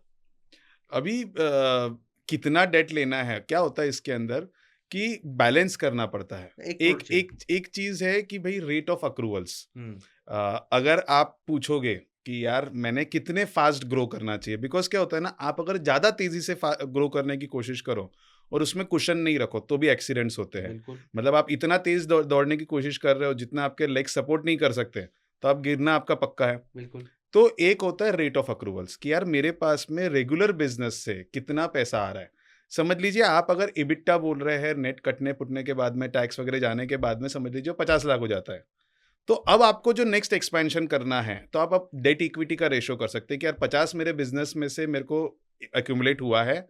अब इसके ऊपर समझ लीजिए मैं 2:1 का डेट या 3:1 का डेट, इस टाइप का डेट लेता हूँ और ठीक है, आगे ग्रो करता हूँ, तो मेरे को कोई प्रॉब्लम नहीं है। ठीक है। बट अगर आपको इससे भी फास्ट ग्रो करना है, तो फिर आपने करस्पॉन्डिंग इक्विटी लानी चाहिए। लोग कई बार ये भी गलती करते हैं कि ग्रोथ के लिए फिर ज़्यादा डेट यूज़ कर लेते हैं। ये ये ना, इसका इनसाइट है, बैलेंस मिक्स करना बहुत बहुत ज़रूरी हो पावरफुल जाता है। इनसाइट है। तो अगर आपका अक्रूवल से ज़्यादा, और क्या होता है बिज़नेस के अंदर कई बार ऐसी वो रहता है कि यार जो अपॉर्च्युनिटी है, वो ऐसे आप ब्रेक नहीं कर सकते। मतलब एकदम ऐसे छोटे-छोटे पीसेस में ब्रेक नहीं कर सकते। आपको नेक्स्ट जंप जो लेना है, उसके लिए हो सकता है कि आपको 1 करोड़ के इन्वेस्टमेंट में कुछ हो ही नहीं, दूसरा इन्वेस्टमेंट आपका 10 जो है करोड़ हो। 5 करोड़ का है, 10 करोड़ का होए। बट अगर आप अक्रूवल से उतना इक्विटी नहीं जनरेट कर पा रहे हैं, तो आपने कोशिश करनी चाहिए कि भाई इक्विटी में उतनी तो लेके आ जाओ जितनी ज़रूरी है यस। डेट को मेंटेन करने के सो लिए। नेट प्रॉफिट का 3-4 टाइम्स का लोन इज़ ओके। हुँ, उससे ज़्यादा हाइपर ग्रोथ चाहिए हुँ। और आप बहुत ही श्योर हो तो इक्विटी फंडिंग पे आप टर्न करो, थोड़ा बहुत फिर इक्विटी लेना चाहिए। लेना मतलब चाहिए। आप सिर्फ़ और सिर्फ़ डेट से आप फाइनेंस करो तो भी हो जाता है। वही एफर्ट देना। ना, ये लेवरेज जो होता है ना, ये दो-मुही तलवार है। हमको समझना पड़ता है इसको, ठीक से चलना पड़ता है, इसके ऊपर बैलेंस करना पड़ता है। हुँ, आप ओवर लेवरेज कर दोगे तो आपको एक्सीडेंट्स तकलीफ। मिलेंगे, अंडर लेवरेज कर दोगे तो आप अपना वैल्यू लॉस कर लोगे। बिल्कुल। तो you have to match this debt to equity ratio जो बोलते हैं, आप डिसाइड कर लीजिए आपके बिज़नेस के हिसाब से, ईदर इट कैन बी 3:1 और 2:1। जी, बट अगर आपका अक्रूवल से उतना पैसा जमा नहीं हो रहा है, तो then get some equity. Of course you will have to dilute some of your portion when you are growing to investors, but फिर उतना करना जरूरी होता है। आप पूरा पैसा अगर लोन पे ले लोगे तो ओवर लेवरेज हो जाता है। Over leverage is again very dangerous, फिर आप पूरा बिजनेस खोने के कगार पे पहुंच जाते हो। यस, आई थिंक बहुत सुंदर इनसाइट्स था। तो अगेन कमिंग, समझो 1 करोड़ का एबिटा है हम्म, और वो मेरे को हर महीने 8-8 लाख ही आ रहा है, हम्म, 96 लाख से 1 करोड़ आ रहा है और मुझे 1 करोड़ की लोन चाहिए। तो हम्म, 1:1 रेशियो है व्हिच इज़ हम्म। मैनेजेबल, कोई ज़्यादा हाइपर आपको इश्यू लग नहीं रहा है। अब ये अगर मुझे लोन चाहिए, तो मैं आपके पास आता हूँ, प्रोसेस क्या रहेगा? कितना टाइम रहेगा? कैसे रहेगा? वो अंदाज़े एक प्रोसेस वॉक थ्रू कराइए। तो हम लोगों का जो प्रोसेस है, हम लोग का, मैं आपको बताता हूँ, थोड़ा सा अलग एनबीएफसी है। एक जनरल एनबीएफसी में हाँ, क्या प्रोसेस होता है, पहले वो बोलिए? मैं तो आपको पहले ये बोलता हूँ कि आपको मैक्सिमम एनबीएफसीज जो रहेंगे वो थोड़ा अलग तरीके से काम करते हैं। इनके पास में बैलेंस शीट बेस्ड फंडिंग होती है। ओके। तो आपके 3 साल के एवरेज रिटर्न लेंगे, उसके हिसाब से पैसा बांट डालेंगे। बैंक्स भी यही करते हैं? एंड बैंक्स का अलग रहता है, प्रोजेक्ट फाइनेंस करता है तो अलग रहता है, वर्किंग कैपिटल आप सीसी लेते हैं तो अलग असेसमेंट रहता है। ओके, प्रोजेक्ट फाइनेंस करेंगे तो आपका cost of project, means of finance, यानी आपका टोटल प्रोजेक्ट का कॉस्ट कितना है, वो अलग टेक्निकल सब्जेक्ट ठीक हो जाता ठीक है। ठीक है। टिपिकली आप जैसे कर नया प्रोजेक्ट डाल रहे हैं तो उसके अंदर आपको टर्म लोन लेना होता है, हुँ, जो 5 साल 7 साल यस। का टर्म लोन रहता है, लंबे पीरियड का टर्म लोन रहता है। तो उसमें आपकी टोटल लागत कितनी लगने वाली है, मशीनरी में कितनी लगेगी, बिल्डिंग में कितनी लगेगी, फर्नीचर फिक्सचर में कितनी लगेगी, ये सब कैलकुलेट होता है। वर्किंग कैपिटल मार्जिन एक पोर्शन रहता है जो उसमें ऐड हो जाता है, थोड़ा बहुत कंटिजेंसी के लिए एक अमाउंट डाला जाता रहता है। फिर ये जो टोटल आई, समझ लीजिए 100 रुपये आई, तो फिर उसमें डिसाइड किया जाता है कि भाई आप इक्विटी में कितना लाओगे। समझ लो आप 33 रुपये लाओगे, हुँ, तो 67 रुपीज़ फिर आपको डेट मिल जाता है। ठीक है, तो ये हो जाता है अपना टर्म लोन वाली वर्किंग। ठीक है। सीसी वाली वर्किंग में रहता है कि भाई आपका डेटर में कितना पैसा अटका हुआ है, आपका स्टॉक में कितना पैसा अटका हुआ है, लेस आपका क्रेडिटर में कितना आउटस्टैंडिंग है। वो जो वर्किंग कैपिटल में आपका पैसा ब्लॉक्ड है, उसके अंदर बैंक समझ लीजिए 1/3 देगी, 2/3 आपसे मांगेगी, या बैंक ओके, 1/4 देगी, 2/3 थ्री बैंक 3/4 देगी, 1/4 1/4 आपको ठीक है, मार्जिन अपनी रखनी पड़ेगी। ठीक है। तो ये अलग-अलग टाइप की होती है हुँ, वर्किंग, स्टैंडर्ड वर्किंग है। जी, एट प्रचय हम लोगों का थोड़ा नज़रिया अलग रहता है। हुँ, जिस कॉन्सेप्ट को ना मैं बोलता हूँ क्लिनिक लोन्स।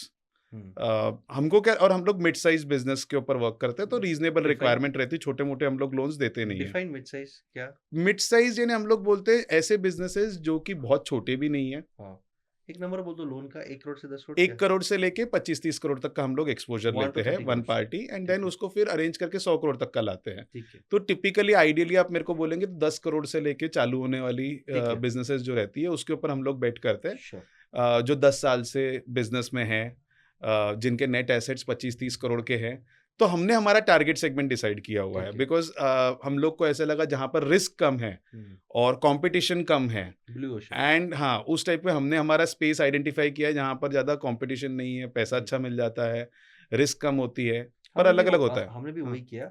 हम्म, 5 करोड़ से 250 करोड़ वाले को हम कोच कर रहे हैं। हाँ, तो हर एक अपना एक मार्केट डिफाइन करता है, मार्केट के प्रोस कौन से है यस। वो करते हैं। और फिर क्लिनिकल लोन्स क्या है सर, थोड़ा आपने? तो हम लोग क्या करते हैं, हम लोग जैसे अभी क्योंकि हम लोग एडवाइजरी बैकग्राउंड से आए हुए हैं, तो हमको ऐसा लगता है कि यार आपने ना कॉपी पेस्ट सोल्यूशन नहीं देना चाहिए, एक स्टैंडर्ड बिल्कुल, ऑफ द शेल्फ प्रोडक्ट। बिल्कुल, भाई मेरी गाइडलाइन में तू बैठ गया तो ये तू लेके जा, बिल्कुल, अदरवाइज नहीं, हाँ, हाँ, प्रॉब्लम, मतलब हमको नहीं देना पैसा करके। हाँ, हमको ऐसा लगता है कि जब आप एक रीजनेबल साइज ऑफ लोन करते हो, जी, तो जो आपको फी इनकम मिलती है उसमें आप अफोर्ड कर सकते हो सामने वाले की बात बैठ के सुनना। And we are very passionate when we are working with promoters, we are very passionate. हमको ऐसा लगता है कि उसकी विजन समझे, जी, उसको समझाए कि भाई तेरी ये विजन है, इसके हिसाब से इस तरीके से पैसा तेरे को लगने वाला है। हम अगर उसकी हेल्प कर सकते हैं तो हम किस तरीके से हेल्प कर सकते हैं, अगर हम नहीं कर सकते तो भी उसको गाइड कर देते हैं कि भाई तू यहाँ चल जा, जी, हमारा पैसा तेरे लिए ठीक नहीं है, बट हम उसको गाइड करने की कोशिश करते हैं। और फिर उसको अलाइन कराते हैं कि भाई तेरा पैसा वापस कहाँ से होने वाला है, तू पैसा बिजनेस में कैसे यूज करेगा, इससे कैश फ्लोज कैसे जनरेट होंगे, ये कैश फ्लोज से हमारा लोन कैसे वापस होएगा, और उसके हिसाब से उसको पूरी स्ट्रक्चरिंग करके देते हैं। वाओ, मतलब सामने वाले की रिक्वायरमेंट समझते हैं, उसके हिसाब से उसको लोन देने की कोशिश करते श्योर, हैं। और मैं क्लिनिक लोन इसलिए बोलता हूँ बिकॉज हमको ऐसा लगता है जब हम लोग चेयर पे बैठते हैं, जैसे कि एक डॉक्टर रहता है, वो सामने वाले की हेल्थ, फिजिकल हेल्थ हाँ, समझता है, उसके सिम्टम समझता है, डायग्नोसिस करता है, और फिर उसको दवाई सजेस्ट करता है। बिल्कुल, बिल्कुल, हमको लगता है कि सेम काम हमारा है, हम लोग फाइनेंशियल हेल्थ समझते हैं बिजनेसेस की, वाओ, और फिर उसके लिए डेट नाम की जो दवाई है कैसे वर्क कर सकती है उसकी बीमारी सॉल्व करने के लिए। तो इसीलिए क्लिनिक लोन्स हम लोगों ने ऐसा नाम दिया हुआ है। टेन्योर पे लोन्स एवरेज? हम लोग टिपिकली कोशिश करते हैं कि भाई 3 साल के ऊपर का पैसा नहीं दे, क्योंकि ओह, हम लोग का कॉस्ट ऑफ फंड्स थोड़ा ज़्यादा है। ठीक है, हम लोग एक छोटी एनबीएफसी है, जी, तो हम लोग को सस्ता पैसा नहीं दे मिलता है, बैंक्स हमको पैसा नहीं देती है। इंडिया में ऐसा है कि बैंकों को सिर्फ बड़ी एनबीएफसीज के साथ में बिजनेस करना है, जी, डबल ए के नीचे उनको पैसा देने में कोई इंटरेस्ट नहीं है। जी, जी, जी, तो छोटी एनबीएफसीज टिपिकली इन्वेस्टर मनी पे चलती है, तो हम लोग हमारे इन्वेस्टर्स को अच्छा रिटर्न देना चाहते हैं, तो हमारा कॉस्ट ऑफ फंड्स ज़्यादा है। तो हम लोग सोचते हैं कि यार महंगा पैसा लंबे समय तक के लिए नहीं दिया जा सकता। तो 1000 days is your yes, ideal. Yes, I think ideal, smart भी है, यस। क्योंकि future is always bright, but तो अभी क्या बात करें तो उसका नहीं, बात और करें। कैसा है कि भाई तेरी इमीडिएट प्रॉब्लम हमसे सॉल्व करवा ले, हाँ, क्योंकि कैसा है, ऐसा नहीं होता है कि आप थोड़ा हाई कॉस्ट फंड लंबे समय के लिए कैरी कर सस्टेन नहीं पाते हो, कर पाएंगे वो। सस्टेन कर ये पाते ब्रिज हो। ब्रिज फंडिंग है, काइंड हाँ, ऑफ एक शॉर्ट टर्म फंडिंग है। उसकी रिक्वायरमेंट पूरी होनी चाहिए। आज जो इनफॉर्मल लेंडर्स के पास में उसको मजबूरन जाना पड़ता था, जी, उसको 100 कॉल मार्केट में लगाने पड़ते थे, जी। उसके मुकाबले उसको बड़ा इजी हो जाता है कि यार मेरे को एक ही जगह बात करने की है करके। अब गिरीश भाई, मैं मेरी साइड की बात बोलता हूँ। हम्म, हमने दोस्ती यारी में बहुत लोगों को पैसे दिए, पैसे तो गए, दोस्ती भी गई। हाँ, एक एक एक आदमी को पैसे दिए जो हाँ, पैर पड़ता था, सर हाँ, प्लीज हेल्प कर लो, ले ले 25 लाख ले ले।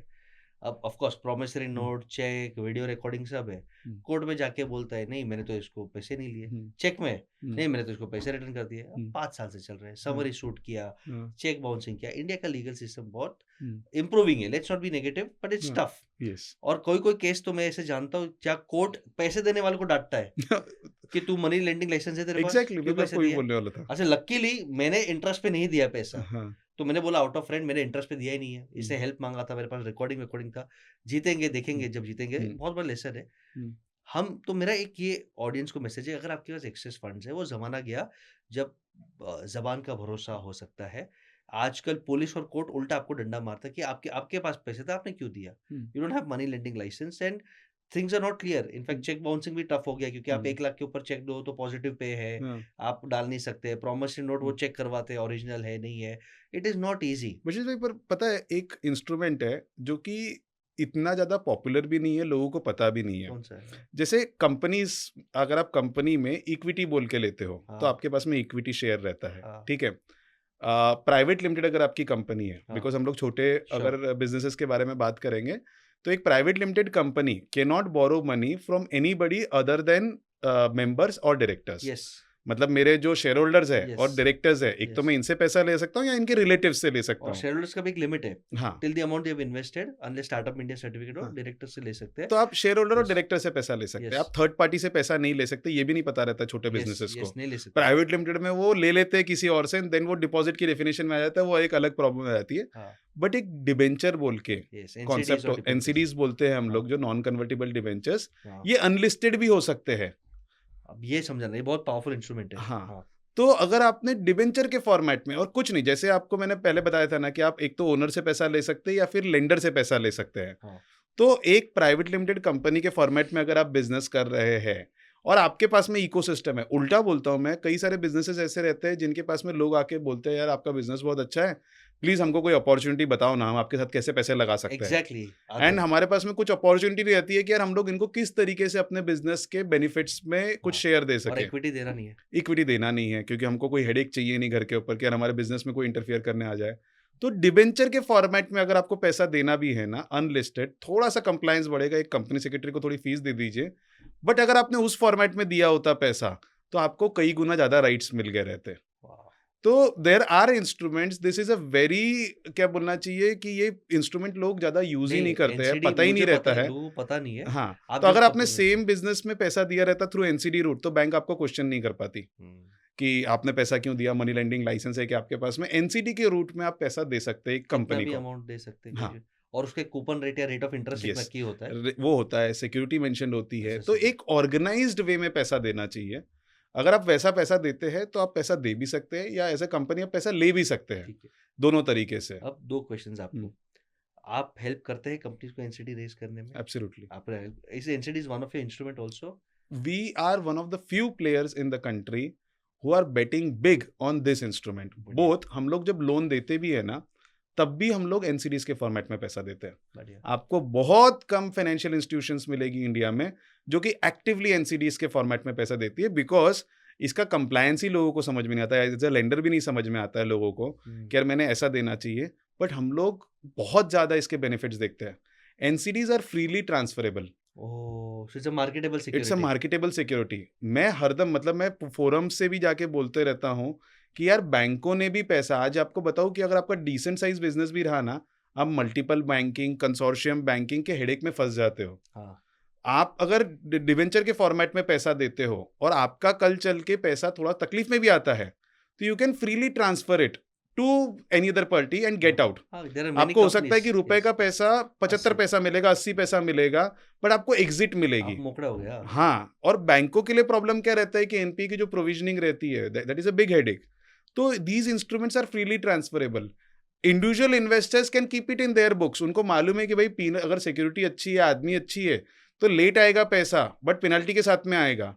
और काफी लोग डिस्ट्रेस एसेट्स एक्यूमुलेट करते हैं, वो तो उनकी दिस इज specialty है। डायरेक्ट Based on ट्रांसफर, उनको- आपके पास में उसकी ओनरशिप ट्रांसफर, आपके पास में उसके पूरे लेंडर्स के राइट ट्रांसफर, तो यू कैन डेट दे सकते हैं, कोई इश्यू नहीं है। कोई प्रॉब्लम नहीं है। Wow. आपको प्रोसेस फॉलो करना हाँ, वो पड़ता ठीक है। of course। लोग वो प्रोसेस फॉलो नहीं करते, बट हम लोग actively in the form of unlisted debentures lend भी करते हैं। Oh, wow। प्लस हमारा पूरा एक डेट इकोसिस्टम है, जहां पर अगर सामने वाली कंपनी ऑर्गेनाइज्ड है, बड़ी है, उसको सस्ता पैसा उठाना है, लार्जर इन्वेस्टर बेस से उठाना है, तो लिस्टेड डिबेंचर्स बोल के भी एक पूरा जर्नी रहता है।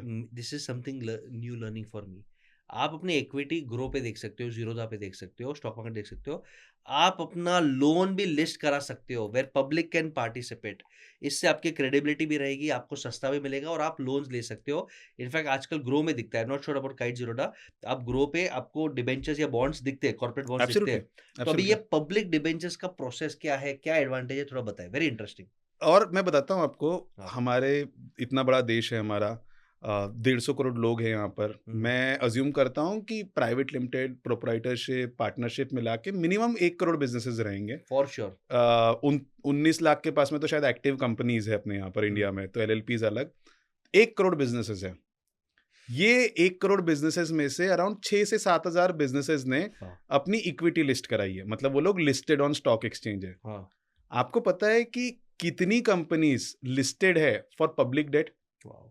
150 टू 200 कंपनीज। अरे इस देश में सिर्फ 150 से 200 कंपनीज है 2% ऑफ पब्लिकली लिस्टेड इक्विटी 2%। जो कंपनीज लिस्टेड है for public issue of debt. और मैं आपको बेनिफिट बताता हूँ, अगर आपने अपने डेट को पब्लिकली लिस्ट कराया तो you can raise money from an investor starting at 1000 rupees. 1000 रुपए इन्वेस्टमेंट आपके साथ में कोई भी कर सकता है। आप सोचिए और ये सब आपके ग्रो ज़ीरो द प्लेटफ़ॉर्म पे ट्रेड होता है? ग्रो पे है, ग्रो पे है। जीरोदा पे नहीं है, ओके, ग्रो पे है। अपस्टॉक्स पे है। ओके। तो वी हैव बीन इंटरेक्टिंग। अभी जब से हम Prachay capital is one of these few क्या कहते हैं companies out Pioneers। Of 200 companies. हम लोगों ने पिछले 1 साल में 3 बार पब्लिक मार्केट एक्सेस किया। आज हमारे 8000 से ज्यादा इन्वेस्टर्स है एंड ये रूट को हमने चैंपियन किया हुआ है कि एक तो मैं यही छोटी पूछना कंपनी हम लोग we wanted to lead by example. तो आपने भी फंड्स वहाँ से रेज़ किए? यस, पब्लिकली क्या मार्केट से। स्मार्ट है यार। What is the cost of funds मोटा-मोटी? देखिए अभी क्योंकि ये अप्रॉक्स। मार्केट डेवलप नहीं हुआ है, sure, sure. We are kind of leading this change, we are leading by example कि यार ऐसा पैसा भी रेज किया हमने जा किया सकता है। है। और छोटी company, sure. We are not कि बहुत बड़ी कंपनी की पूना के बाहर हमको बहुत ज्यादा लोग जानेंगे, तो वी वांटेड टू ये लीड बाय पॉडकास्ट के बाद पूरा देश जानेगा। तो हमने इस फॉर्मेट में पैसा रेज किया। हमने 8000 से ज्यादा इन्वेस्टर्स इसमें मिले। और एक और ब्यूटीफुल चीज बताता हूँ कि इससे हम एक लिस्टेड कंपनी बन गए। वाओ! मतलब जिस तरीके से मेन बोर्ड में लिस्टेड कंपनी रहती है, हाँ। उसकी जो हेडेक भी रहती है, हाँ। पर जो फायदे भी रहते हैं, Yes। जो रिस्पेक्ट भी रहती है कि यार आप एक क्रेडिबिलिटी भी जो रहती है, तो लोगों को पता ही नहीं है कि you can be a listed company without diluting a single rupee of your equity. Wow! You can be listed on public company for debt. 8000 लोगों से कितना अप्रॉक्स रेज़ किया आपने? तो अप्रॉक्स। एवरेज टिकट साइज में बताना चाहूंगा इसमें Average। टोटल अभी तक हम लोगों ने शायद इस फॉर्मेट में 210 करोड़ रुपए रेस किए 3 पब्लिक इशू में। Wow! That's huge. And the response has been increasing. पहले इसमें हमको 106% सब्सक्रिप्शन मिला, दूसरे बाद में 125%, अभी 150%। तो सब्सक्रिप्शन का परसेंटेज बढ़ते जा रहा है, Wow। इन्वेस्टर का बेस हमारा बढ़ते जा रहा है हाँ। एंड धीरे धीरे करके हमको इस पे फिर Credibility। क्रेडिबिलिटी बढ़ती जा रही है। क्योंकि एक आपको अगर मालूम है कि यार ये कंपनी लिस्टेड है, मैं इसके क्वार्टरली अपडेट्स मेरे को फाइनेंशियल्स मिलेंगे, कंप्लायंसेस मिलेंगे, तो एज एन इन्वेस्टर आपको भी बहुत कॉन्फिडेंस आता है कि मैंने इसके हाथ में पैसा लगाना चाहिए। मेरे को मगजमारी नहीं ना, दोस्त को देने से अच्छा यहाँ पे दो। Yes. Okay, I am sure आपका नहीं, बट बाकी इंस्ट्रूमेंट्स भी रहेंगे जो I think 12%, 15%, Yes। 18% depending on the ratings and risk है। Of course Yes। रिस्क है, but it is managed risk and it is legal and compliant, headache नहीं है। एब्सोल्युटली लिस्टेड है, लिस्टेड है। मैं आप आपको ये ट्रेड बोलता कर था सकते हो स्टॉक कि अगर अपने मुझे आपको डीमैट पैसे अकाउंट में। देना है हाँ। तो I can go and subscribe to your NCDs whenever you come, खत्म। तो absolutely. Is that the only route you raise money कि आप इंडिविजुअल इन्वेस्टर से भी लेते हो? ये इंडिविजुअल इन्वेस्टर्स से इसी रूट में लेते अच्छा, हैं, इसी रूट से लेते इसी हैं। रूट में तो लेते एकदम हैं। क्लीन है, चौखा है क्लीन भाई। है एंड लिस्टेड है, सेबी का ध्यान है हमारे ऊपर, स्टॉक एक्सचेंज का ध्यान है Confidence हमारे आता है। ऊपर। तो it is a regulated instrument. Wow. और मैं बताऊं कि अपने को ना पहले से जो भी थोड़े बहुत घर में पैसे वाले लोग रहते हैं, हाँ। ब्याज बट्टे पे पैसा used to be one of our major source of passive income. Yes, for sure. एक छोटे से हाउस होल्ड के लिए ये रहता था पहले से। यस। कहीं ना कहीं बैंक की एफडी रेट थोड़ी कम हो गई और ये चेक चिट्ठी में लोगों के एक्सपीरियंस खराब हो गए, हाँ। तो हम लोगों ने इस तरफ देखना बंद कर दिया। बट एज इंडियंस हम लोग को ना ब्याज बट्टे की कमाई बड़ी अच्छी लगती थी। यस सर, आज भी हम गुज्जू मारवाड़ी लोग 1% वो चलता ही है, टक हाँ। टक टक टका चलता ही है। हाँ, तो it is a very good source for both investors also and for both Girish companies भाई, आल्सो। अभी समझो मेरी खुद की एक फैक्ट्री है। लेट्स अज्यूम कि फैक्ट्री का नेटवर्थ आपको 30 सीआर मिल जाएगा, प्रॉफिटेबिलिटी 3 करोड़ का है। लेट्स अज्यूम मेरे को 1 करोड़ डेट चाहिए और मेरे को ये एनसीडी वाला राउट ही, पब्लिक राउट ही चाहिए। क्या स्टेप्स रहेंगे? तो इसमें जैसे हम लोगों ने जो किया हुआ है, हमको समझ में आता है कि एक जो मिड साइज बिजनेस रहता है, इनको कंप्लायंस थोड़ा हैवी जाता है। ठीक है। तो हम लोग एज अ ग्रुप, हम लोग के पास में काफ़ी सारे, it's a professionally managed company, तो we have company secretaries, we have chartered accountants, we have advocates. तो हम लोग हैंड होल्ड करते हैं कि भाई किस तरीके से आपने पैसा लेना चाहिए, कहाँ पर पैसा आपको ज़्यादा सूट करेगा। हम लोग आपको फिर इस पूरे प्रोसेस में गाइड करते हैं, क्योंकि इसमें काफ़ी पेपर वर्क होता है, ड्राफ्टिंग रहती है, क्रेडिट रेटिंग लेनी होती है, आपको आरटीए करना पड़ता है, डिबेंचर ट्रस्टी अपॉइंट करना पड़ता है। तो हम लोग इसमें आपको कनेक्ट करते हैं, और हम अगर विश्वास करेंगे आपकी कंपनी में तभी हम आगे लेके जाते हैं। तो हम कुछ इन्वेस्टमेंट अपना भी लगाते हैं, जिसको हम लोग बोलते हैं स्किन इन द गेम। और फिर जाके हम लोग इन्वेस्टर्स को ये ऑफर करते हैं। आप जो पैसे देते हो वो भी डेट के फॉर्म पे आएगा? Yes, it's a senior debt? नहीं नहीं नहीं, सेम हम लोग पार्टिसिपेट करते हैं। अच्छा, यानी आप बोलते हो कि आप पब्लिक लिस्टेड ही निकालो, हाँ, कुछ हम लेंगे, यस, कुछ हमारे इकोसिस्टम क्योंकि में क्या ले। है ना, अपने यहाँ पर ना छोटी कंपनी जब आती है ना, जिसका नाम नहीं रहता है, जिसकी क्रेडिट रेटिंग नहीं रहती है, तो किसी को भरोसा ही नहीं करना है। ऐसा लगता है जैसे कि आपका अगर रेटिंग कम है, आप छोटे इंसान हो, तो आप क्रेडिट वर्दी नहीं हो इस देश में। तो हमको वो नैरेटिव चेंज करना है कि यार हम भरोसा कर रहे हैं, हम अपना पैसा लगाने का विश्वास रख रहे हैं इस बंदे पे, तो आप भी साथ में लगाइए। और गिरीश भाई, मुझे लगता है ये इंडिया की आयरनी है, दुनिया की आयरनी हम्म, है कि जिसके पास ज्यादा पैसा है, जिसको जरूरत नहीं है उसको लोन मिल जाता है, हाँ। जिसको जरूरत है उसको लोन मिलता नहीं है, और जो लोन ले लेता है और नहीं चुकाता है तो हाँ। वो कुछ भी सिस्टम के साथ कर सकता है। तो आई थिंक तो फिर आपका एनबीएफसी आपने जो रेस किया 500 crore AUM, are you holding this debentures of companies?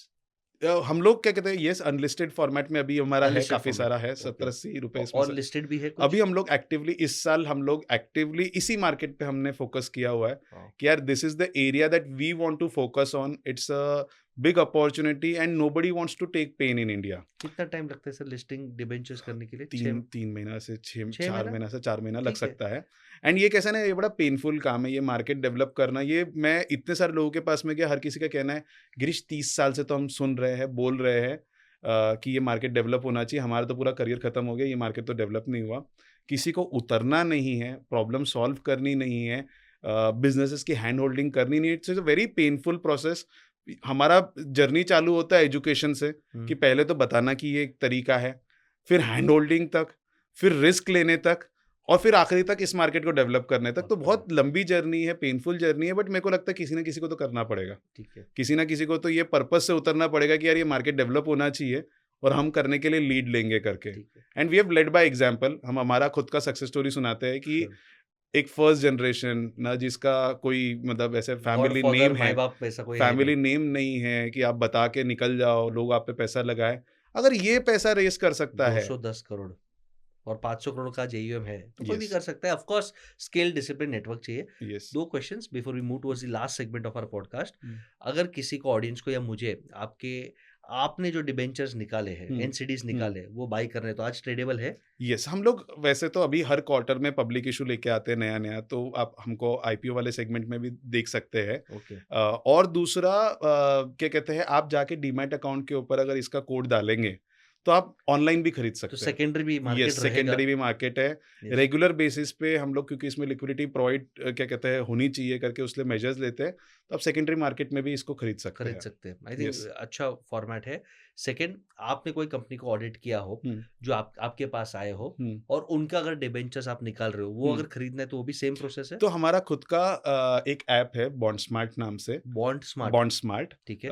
ये ऑनलाइन प्लेटफॉर्म है। अभी रिसेंटली सेबी ने लाइसेंसेस दिए हुए ऑनलाइन बॉन्ड प्लेटफॉर्म के। हाँ, तो as a OBPP, online bond platform provider, हाँ, हम लोगों ने ये प्लेटफॉर्म लॉन्च किया हुआ है। तो हमारी जो भी सिक्योरिटीज रहेगी, जो हम सोर्स करेंगे पेपर्स, वो अपॉर्चुनिटीज रेगुलर बेसिस पे इस पे आपको मिलती मिल रहेगी। सकती है। हाँ। थर्ड, आपका अगर किसी को आपका ब्रेन समझ में आता है, बिजनेस मॉडल समझ में आता है, आप महाराष्ट्र, पुणे में बहुत स्ट्रांग हो, किसी को गुजरात में, किसी को दिल्ली में आपका फ्रेंचाइजी एसोसिएट बनना है, तो आप कुछ प्लानिंग है? यस, तो हम लोग दोनों तीनों साइड पे हम लोग एसोसिएशन कर रहे हैं। जैसे कि मैं आपको बताऊंगा कि जिस तरीके से आप म्यूचुअल फंड बेचना चाहते हो, जी, तो आपका डिस्ट्रीब्यूशन नेटवर्क है, म्यूचुअल फंड डिस्ट्रीब्यूटर्स का नेटवर्क है। हाँ, अगर आप इंश्योरेंस बेचना चाहते हो, तो आपके इंश्योरेंस एडवाइजर्स रहते हैं, इंश्योरेंस एजेंट्स रहते हैं। ठीक है। पर ये जो बॉन्ड या फिक्स्ड इनकम सिक्योरिटीज रहती है, इसके लिए there is no official channel. तो वी हैव स्टार्टेड क्या कहते हैं एन इनिशिएटिव, जहां पर हम लोग एज चैनल पार्टनर्स ये जो फाइनेंस प्रोफेशनल्स है इनको हमारे साथ में जोड़ रहे हैं। बिकॉज अल्टीमेटली हमने इतनी बड़ी क्या कहते हैं जंग उठाई है, इतनी बड़ी क्या कहते हैं चीज Yes. उठाई है अपने हाथ में, ये हमसे अकेले नहीं हो पाएगी। Sure. हमको इसमें एसोसिएट्स लगेंगे, पार्टनर्स लगेंगे, जो हमारे बात पे भरोसा करें और इन्वेस्टर्स को जाके ये बात समझाए। Sure. तो हम लोग इन्वेस्टमेंट प्रोफेशनल्स को बोल रहे हैं आप हमारे साथ में जुड़िए और ये बॉन्ड एक्चुअल रिटेलर्स तक पहुंचाने में हमारी हेल्प करिए। बिल्कुल। तो जिसका नेटवर्क हम लोग ऑल अक्रॉस क्या कहते हैं इंडिया क्रिएट कर रहे हैं। हमारे कुछ क्या कहते हैं वेरियस सिटीज ऑफ पुणे, अभी हमने ये डिस्ट्रीब्यूशन नेटवर्क चालू किया है डेवलप करने का, जिसको हम लोग फिक्स इनकम चैनल पार्टनर्स बोल रहे हैं, तो वो कर रहे हैं। Then we are reaching out to all the listed companies in India कि यार आपने इक्विटी तो रेस कर लिया, इक्विटी में आप डिविडेंड तो देते नहीं हो, आप अपने इन्वेस्टर्स के साथ में किस तरीके से कनेक्ट कर रहे हो। तो आप छोटा-सा बॉन्ड का इश्यू निकालिए, बट लोगों को अपॉर्च्युनिटी दीजिए कि आपके साथ में वो फिक्स्ड इनकम भी कमा पाए। बिल्कुल। तो वो भी हम लोग कोशिश कर रहे हैं कि किस तरीके से इस मार्केट को डेवलप किया जाए। बहुत सारी कंपनीज़ है जिन्होंने वैल्यूएशन ऑलरेडी उठाया है या हुँ, प्राइमरी है। हुँ। They are looking at funds and उनके लिए debt is a cheaper source of fund. 12-13% में भी मिल गया तो हाँ, इक्विटी का 18-24% से चीपर है ही। और मैं तो उल्टा बोलता हूँ, समझ लीजिए कि आपको 2 साल बाद में इश्यू लाना है, पब्लिक इश्यू लेके आने का है, 3 बिल्कुल। साल बाद में पब्लिक इश्यू लेके आने का है, हुँ, पर आपको मार्केट आज से डेवलप करने का है। हुँ, आप एडवर्टाइज़मेंट, मार्केटिंग के नाम पे कितना खर्चा करते हो, श्योर, ठीक है? आप उतना खर्चा मत करिए, आप थ्रू बॉन्ड्स अपना मार्केट बनाना चालू करिए। आज आपके पास में 5,000 10,000 इन्वेस्टर्स भी रहेंगे ना, श्योर। रेगुलर बेसिस पे आप जब उनके अकाउंट में क्रेडिट दोगे, तो उनको आपका नाम सुनाई देगा। आज हम लोग अगर लिस्टेड कंपनी भी रहेगी तो डिविडेंड तो कोई देती नहीं है। तो what is the point of connect with your investors? यहाँ पर मंथली बेसिस पे आप इन्वेस्टर्स से कनेक्ट कर अच्छा जाते ये हो। मेरे को पूछना था, you can have different coupons monthly, quarterly, annually? Yes, yes, yes, आप दिस इज़ स्ट्रक्चर मतलब इसमें इनफाइनाइट पॉसिबिलिटीज़ है। ज़ीरो कूपन भी है ऐसा कुछ? कन्वर्टिबल भी होता है। Oh wow! इसकी जो मतलब वेरिएशन है ना, it is between the investor and the issuer. Okay, आप अपने हिसाब से डिसाइड करिए कि क्या आपको स्ट्रक्चर चाहिए। हर टाइप का स्ट्रक्चर आप इसमें क्रिएट कर सकते हैं, जो कि वाओ! ब्यूटी है इस पूरे इंस्ट्रूमेंट की। वाओ! कन्वर्टेबल तो बहुत ईज़ी है कि कुछ एक पॉइंट पे वो इक्विटी में भी कन्वर्ट यस, प्रेफ़रेंशियल में हो सकता यस, है। बहुत बढ़िया यस। है। We are moving towards the last segment I think हुँ, बहुत अच्छा था पॉडकास्ट। 3 क्वेश्चन्स हुँ, एक आपके हिसाब से what are the 3 to 5 mistakes every entrepreneur does हुँ, जब एक बार वो 50 करोड़ के टर्नओवर पे पहुँच गया, हुँ, उसके बाद वो आगे बढ़ना चाहता है। हुँ, तो क्या मिस्टेक्स करता है या नहीं करना चाहिए? हुँ। तो मैं ना इसको 3 चीज़ में डालूँगा। एक तो पहला फाइनेंशियल अवेयरनेस। ठीक है। हमको एज़ अ बिज़नेसमैन कभी-कभी ये लगता है कि भई मेरे को फाइनेंशियली अवेयर होना ज़रूरी नहीं है। जी, बैलेंस शीट का क्या मतलब होता है, प्रॉफ़िट एंड लॉस का क्या मतलब होता है, कैश फ्लो स्टेटमेंट का क्या मतलब होता है, जी, ये मैं नहीं समझूँ तो भी मेरी गाड़ी चल जाएगी। गलत। तो ये बहुत गलत बात है। पूरा बिज़नेस आप नंबर्स से कंट्रोल कर सकते हो या समझ सकते हो। आपने थोड़ी बहुत तो भी फाइनेंशियल अवेयरनेस रहनी चाहिए। अगर आप सोचते हो कि यार मैं फाइनेंशियल अवेयरनेस रखे बिना एक सक्सेसफुल बिज़नेसमैन बन जाऊँगा, तो बहुत बड़ी गलतफ़हमी है। पहला चीज़ तो वो है। दूसरा चीज़ है कि फाइनेंशियल क्लोज़र। ये मैं बोलता हूँ कि भई आपको काम करने के लिए जितना पैसा लगने वाला है, हुँ, उससे कम काम उससे कम पैसा रेज़ किए और फिर आपने चालू कर दिया काम करना।